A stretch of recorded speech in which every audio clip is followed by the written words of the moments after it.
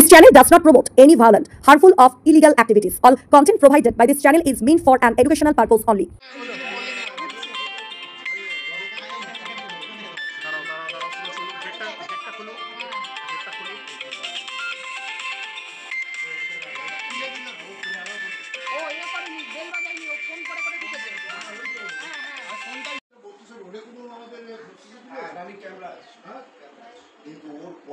Gate खुलेছে না gate খুলে এই তো এবার খুলছে এই তো গেটটা এরা ও আচ্ছা ওটা রেকর্ডিং করছো আমি ভালো মতো না আবার কি ওটা টিনে আমি দেখছি আর ওই একজনই ছিল দরজা খালি সাটা যা ওই তো ব্যাগটা জামা ব্যাগ হ্যাঁ ওই তো জামা ব্যাগটা নিয়ে বেরিয়ে লাল ব্যাগটা।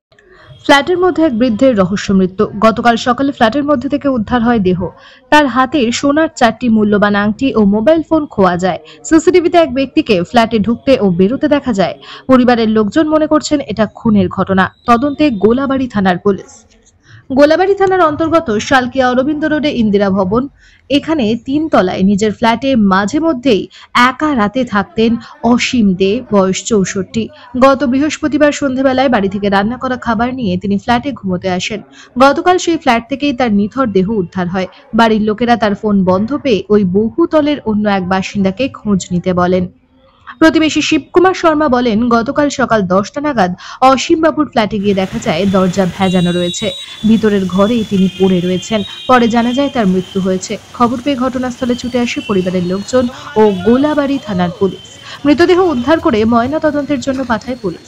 পরিবারের লোকজন মনে করছেন এটা খুনের ঘটনা, কারণ তার হাতের মূল্যবান সোনার 4টি আংটি এবং মোবাইল ফোন পাওয়া যায়নি। প্রতিবেশীর সিসিটিভি ফুটেজে দেখা যায় এক অজ্ঞাত পরিচয় ব্যক্তি রাত 8:15 নাগাদ ওই ফ্ল্যাটে ঢুকছে। আবার রাত 10:15 নাগাদ ওই ব্যক্তিকে হাতে অসীম বাবুর ব্যাগ নিয়ে বের হতে দেখা যায়। পরিবারের লোকজন ওই ব্যক্তিকে দেখে চিনতে পারেননি। সঠিক তদন্তের দাবি করেছে পরিবার। পুলিশ সূত্রে জানা গেছে ময়নাতদন্তের রিপোর্ট হাতে পেলে মৃত্যুর কারণ জানা যাবে। সিসিটিভি ফুটেজে দেখা ব্যক্তির খোঁজ চালাচ্ছে পুলিশ। এই মৃত্যুর সঙ্গে তার যোগ আছে কিনা তা খতিয়ে দেখা হচ্ছে। আপনারা দেখছেন আনন্দ বাংলা সবার আগে। আমি তো গেছি, গিয়ে দেখেছি এরকম অবস্থা। আমি তো বুঝতে পারছি না। আমি দেখে শুনে আমি তো কেন আমরা বলেছি যে আমার মনে হচ্ছে মার্ডার হয়েছে।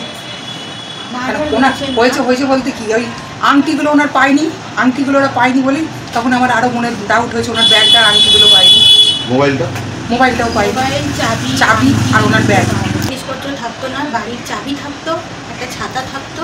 সিসিটিভিতে যাকে দেখা গেছে তাকে কি চিনতে? না কোনোদিন দেখেনি, না কোনোদিন দেখতে পাই জানি না। তবে কি সে চুরি করার উদ্দেশ্যে চুরি করতো? সে মানুষটাকে কেন শেষ করে দিল? আমাদের তো মানুষটাই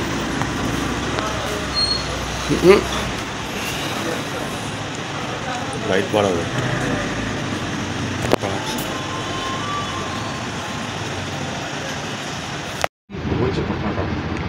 দেখুন, ঘটনাটা কি হয়েছে সেটা তো আমরা বুঝতে পারছি না।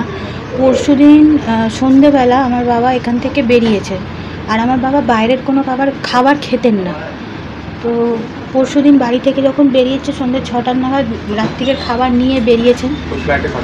ফ্ল্যাটে সবসময় যেতেন না, মাঝে মাঝে যেতেন। যেদিন যেতেন রাত্রিরে থাকতেন, বাড়ি থেকে খাবারও নিয়ে যেতেন। পরশুদিনেও গেছে।